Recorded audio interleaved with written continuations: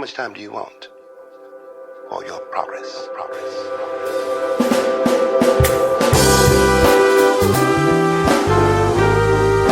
Welcome to Clatter Chatter on Things That Matter, the podcast that is intellectually engaging, theologically reflecting, encouraging, sociologically imagining ways in which we can live. Thank you for spending this short amount of time with us. We promise you that you will not regret a moment of it. Shout out to Trevor Smith and VJ Herbert for commissioning this fantastic music to get our minds going on things eternal, positive, and fulfilling life's purposes.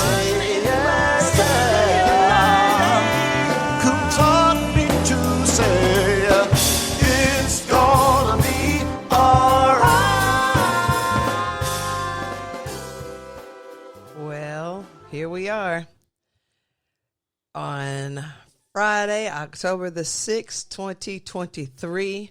October is Breast Cancer Awareness Month, Suicide Awareness Month, all kinds of awareness month, Indigenous People Month, Hoodoo Month. Hoodoo recognizing month. You know, hoodoo was part of the practices that was native to the African, that the African culture that the founder of the Church of God in Christ used. You know, the burning of the sage and the chantings and all of that African spirituality, that great black magic, if you will. Dr. Hayes, come on, greet everybody. What you got to say? I'm just listening and trying to learn. I'm happy to be here, and so let me greet you with the love and joy of Jesus. Yeah. And we're ready to engage in whatever way you see fit. Well, you know, I got so many thoughts, and my thoughts are all over the place, and pretty much I probably need to hone them in. I'm struggling a whole lot. I woke up earlier this week realizing that I didn't know who my state senator was. And that to me is a big deal. And it has everything to do with politicians rather than public servants. And I was really upset with me by not knowing this particular fact, and then wondered, well, how am I civically engaged? Where is my role? And so I've dusted off my community organizer hat, and hopefully we can organize, strategize, and mobilize for a lot of reasons, Dr. Hayes, because part and parcel is this. I don't want my voting rights to be repealed or replaced. And given the great history of what we're seeing recently and what's going on politically right now, 2024 might be the end of the Voting Rights Act of 1965.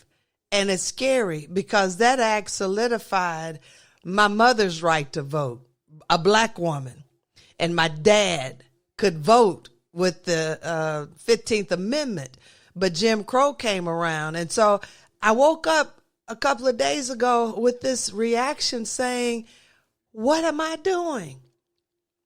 I can't just sit back and look at the news and even do a podcast about recapitulating everything that's going on. What am I supposed to do? And I had a dream, and in this dream, I woke up and I said, God, why you do this? Why I got to do this? And so who knows what Tuesday, October 10th will reveal, but we're meeting at my university, one of the universities where I'm employed, and we'll see. And it's not about partisan politics. It's really about mobilizing a community of folks to not sit back and take it anymore. And I have some particular quotes here.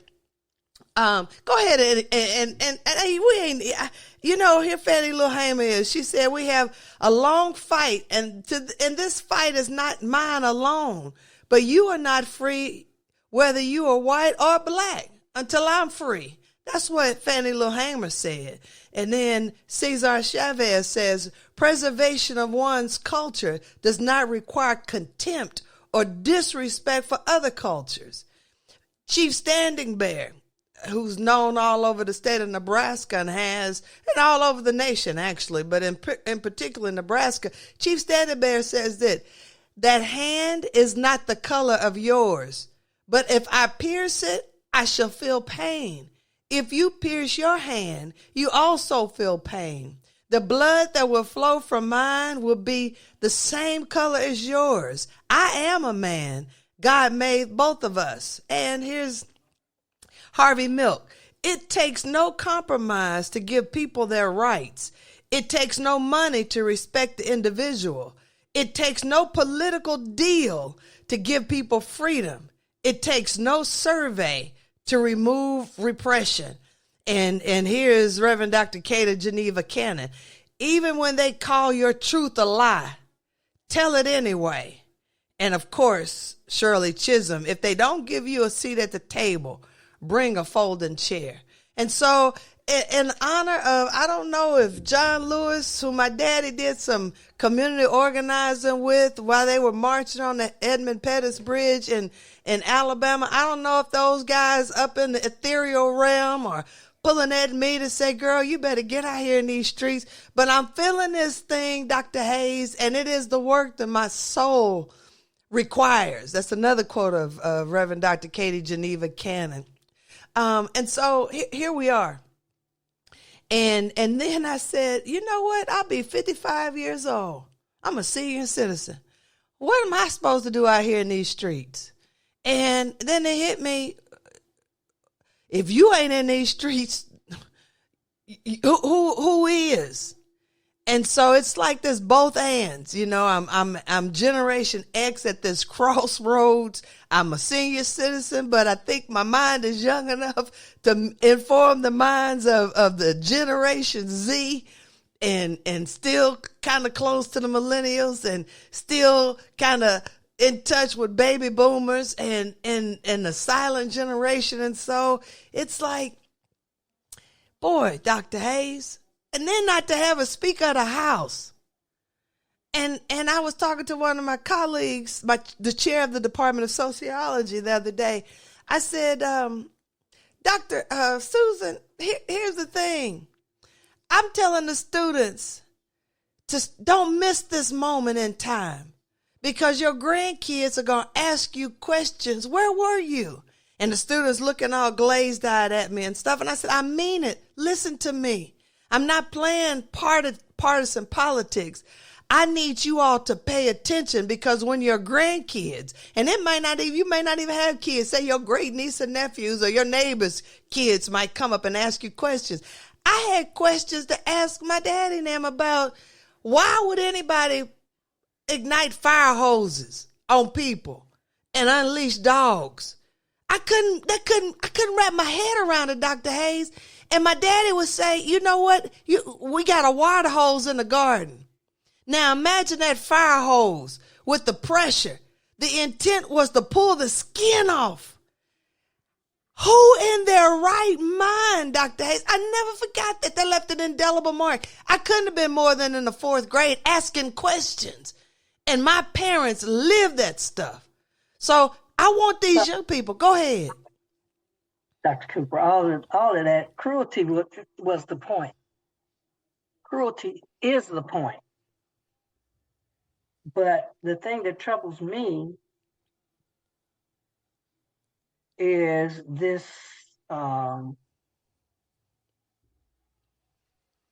repelling nature of difference. I don't, especially among so-called Christians or people of faith, or even people who are spiritually aware, all you have to do is look around you and see that diversity was the intent of whoever created all of this. Diversity is divine. And as you said earlier, it doesn't matter what your culture is. Every culture is legitimate, because that is those people's experience of one another, their environment, and their history. And these things should be celebrated, not destroyed. And so the very ones who call themselves Christians, who want to homogenize the world and say that anybody who's not like them is illegitimate, they need to be eradicated. And I don't say kill them, but they need to be moved off the scene of public discourse because their mind is not functioning with them. And when you live in a world of diversity, what is wrong with you that you think you can change the direction of the universe to conform to your narrow-minded ways of thinking? Somebody who thinks that way is really what we used to say off the rocker. They're not thinking straight. And they have become drunk off their own ways of being. So I know it's hard for me to wrap my mind around this whole thing of states' rights and using a manipulation like gerrymandering to keep people from being free to decide what their community needs. I'm not saying your community needs this. I'm not saying your community has to accept it. But in my community, this is what we need. This is what we like. This is how we live. And for you to totally ignore it and really try to obfuscate a particular culture's way of being says a lot about who you are. And I think maybe it's time to do away with states' rights. Maybe it's time to really become the United States of America, where we all operate off of the same ethic and the same idealism of liberty and freedom for all. And if that is not who we are or who we strive to be, we need to just take it down. We need to quit repeating it. We need to quit lifting it up as though it were the guiding light of all that we do.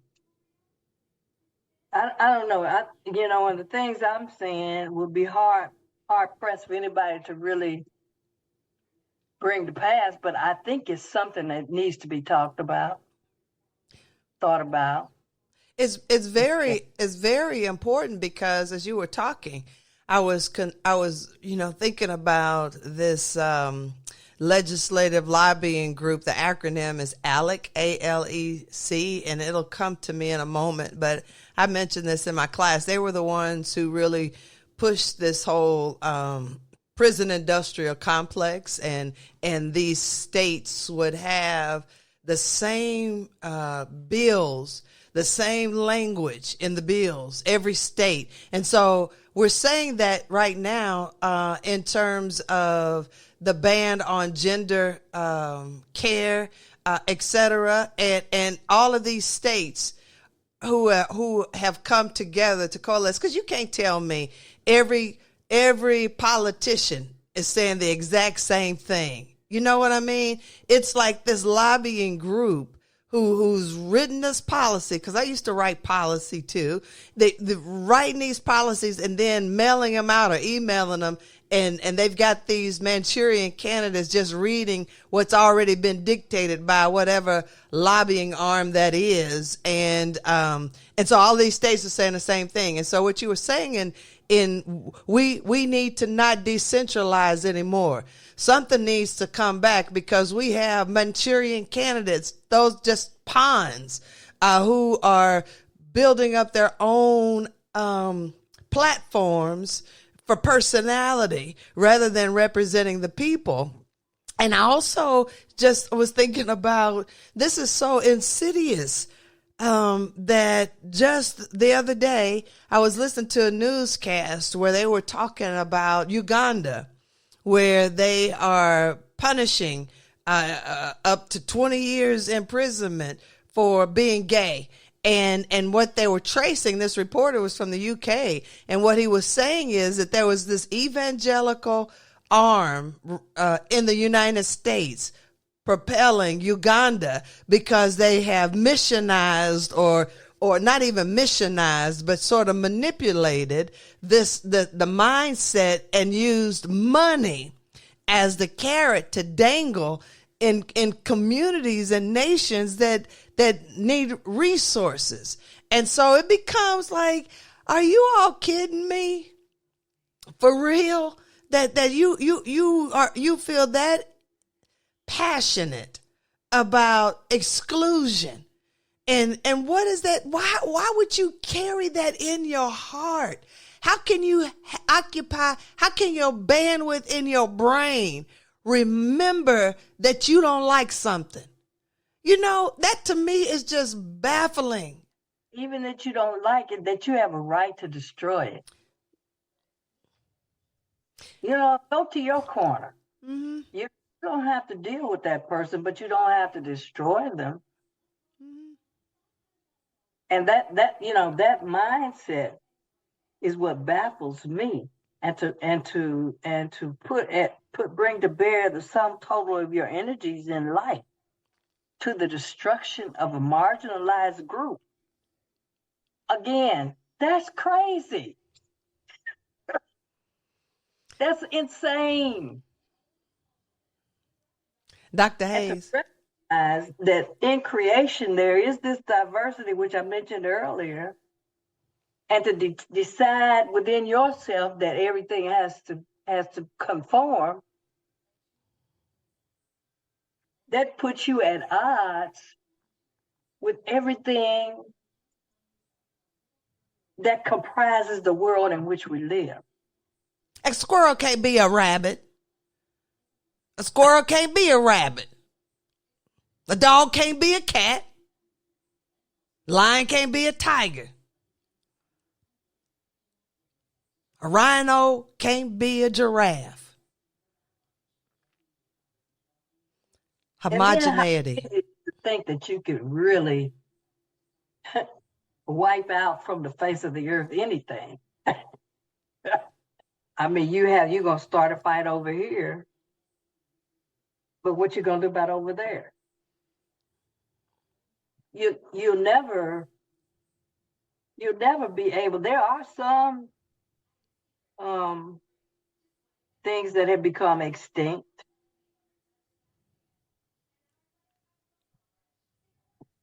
But there's always, again, something else to take its place. And because that's the nature of nature. And the circle of life. The circle of life. And so and life forms beget life forms. And so I think it's a exercise in futility. We need to do away with the Electoral College, because I don't see where Southern states have ever come around to integrating within this nation.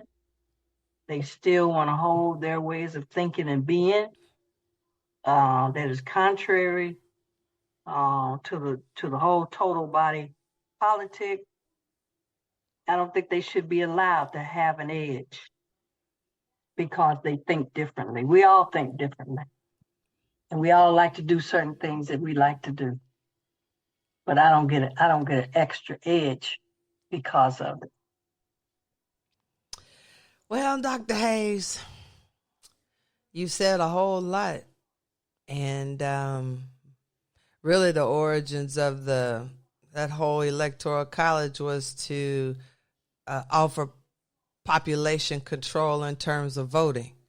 So when you have your more populous states like a New York or California who pay more in federal taxes than states like Arizona, Alabama, Arkansas, or Idaho, pay more in state taxes, but they still have the same amount of state U.S. Congress people or U.S. senators. So it doesn't matter if I meant to say U.S. senators, not representatives, but every state in the union has 2 U.S. senators. And so if we got rid of the Electoral College, we would also need to consider, well, should heavily populated states have more in terms of U.S. senators, knowing fully well that here we are in 2023, and we've only had 12 black U.S. senators. 3 of the 12 were black women. The first black woman elected to the United States Senate in 1992, I believe, was Carol Moseley Braun from Illinois. The second U.S. senator that's female elected was Senator Kamala Harris. And the third one is the newly appointed Senator LaFonza Butler. So we've only had 3 women and 12 black folks in total. We had more senators in the United States Senate during Reconstruction than at any other time. Also in the U.S. House of Representatives during Reconstruction than at any other time. And so, I just wonder if we can imagine, and maybe through the atmosphere, we can, I love this expression that you shared, because I think we're going to call this podcast Off the Rocker. There are some crazies in this world, in particular, that's geographically located in the United States. And I'm not saying in terms of mental health issues, but I'm talking about evil crazy, that kind of evil, maniacal, crazy that thought it was okay to lynch people and go to the lynch parties as a lynch mob, and their Sunday go to meeting finest to have a picnic, which means pick a nigga. That's crazy right there. I don't care how you slice it. How in the hell can you do this? These are the people who, with their Protestant ethic, could go and kill folks and eat their snacks while somebody is hanging from a tree. Feel nothing. Feel nothing. Off the rocker. Off the rocker. But here we are, epigenetically, their great grandchildren are in Congress or in the state houses or wearing the blue uniforms. You can't tell me that mutated DNA is not stronger today than ever before. You can't tell me, because we talk about trauma. What about that stuff that folks carry that they saw that you can't unsee, and how that alters the mind? So maybe that's where we got folks off the rocker, because now we're seeing what happened epigenetically living out in living color. And it don't make sense to those of us who got a sense of sanity. But you can't, when that mutation hit, it's like me carrying the sickle cell anemia trait. If I'm in an area where there's malaria, I'm good. But because I'm not in a malaria-prone area, now the mutation of my cells sickles. And I could have had a child to develop sickle cell anemia. But these mutations that happen, they live, they don't alter. They stay in you, in your mind, in your body, in your soul. I don't know, Doc. So, there's talk about annihilating those groups of people who have a genetic malfunction, because they too need to be treated with respect and kindness. And I think that I cannot give evil for evil, because then I perpetuate and multiply that whole thing. So that we have to continue to combat this genetic malfunction by, the Bible says, overcoming evil with good. That's what I'm afraid, that we're beginning to be sucked into this kind of behavior. where we want to treat people, you know, in violent and ugly ways, when that will not solve the problem. That will not solve the problem. So that's my mantra will be continue to love people, listen to people, be empathetic with people's misery and suffering, because you never know if and when the time will come when you find yourself in that same situation and you will need someone to have compassion on you. And there we have it, Dr. Hayes. That's a person who's still on the rocker, not off. It has been a privilege, a pleasure, and an honor to have you join in with us today. Remember that everything will be all right. Until we meet again, stay safe and well.